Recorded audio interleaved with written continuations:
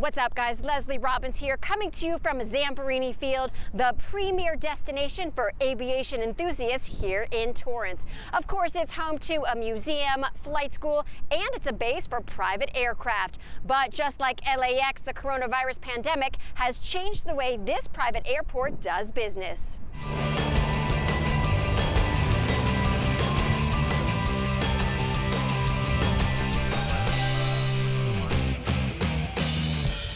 Rafael Herrera, you are the airport manager. So tell me, how has COVID-19 affected this airport? Obviously, it's not on such a grand scale like Los Angeles International Airport. Yeah, so if you want to compare LAX to Torrance Airport, it's two separate airports. One, obviously, LAX is a commercial airport. Torrance Airport is not a commercial airport. We have more of a private general aviation aircraft that utilize this airport. The number of operations during the pandemic now with COVID, it has been more impactful for the commercial airports. I haven't seen those numbers.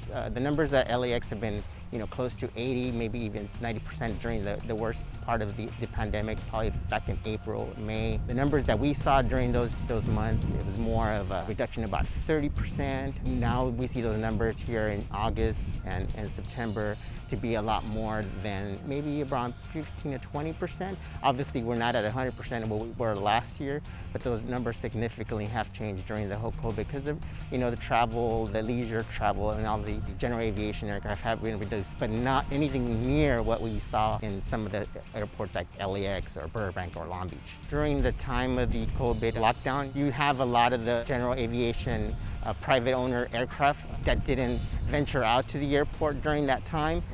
Things are actually, the activity starting to pick up. I think people are a little kind of at ease and see what to expect or what kind of conditions they were.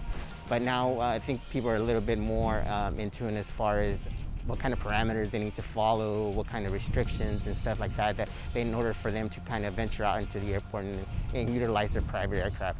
As you just said, expectations. So what can a person expect when they come here? Obviously, we're wearing masks right now. We're on the premises. We're standing 6 feet apart.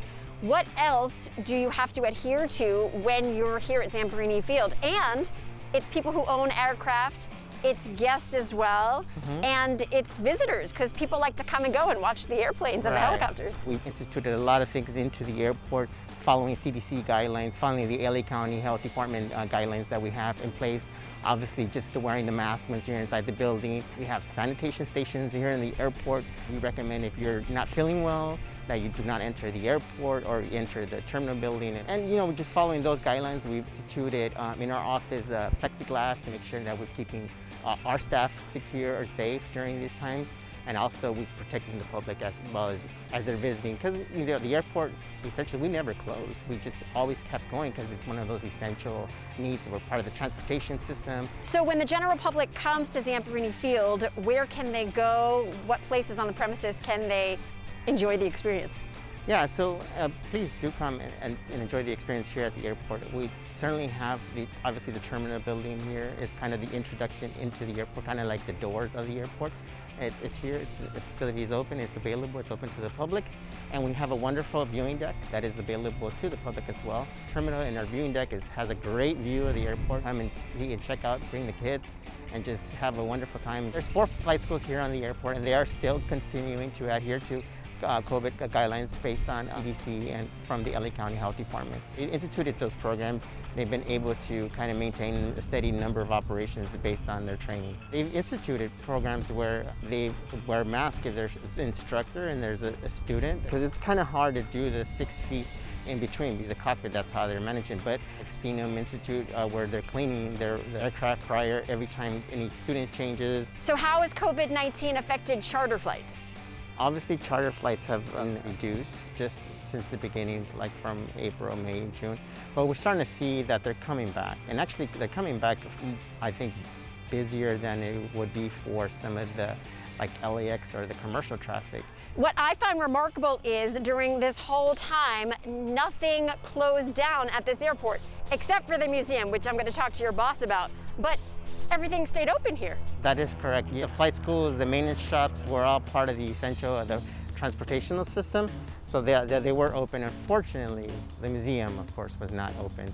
Obviously, them being a museum and the foot traffic and the public, that obviously was one of those businesses that was affected here at the airport.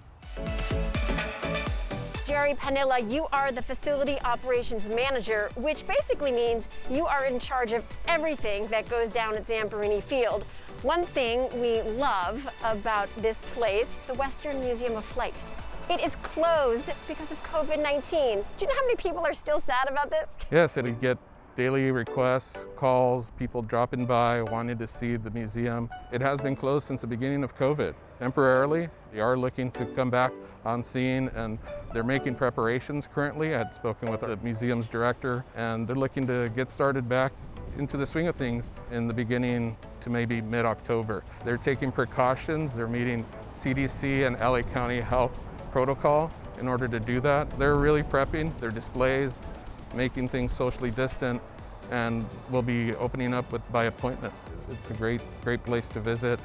They have model airplanes, they have actual airplanes in there, a library. They have a lot of things that the community likes to come and see. Everyone is so excited for the reopening of the museum. How will people know when that's going to be?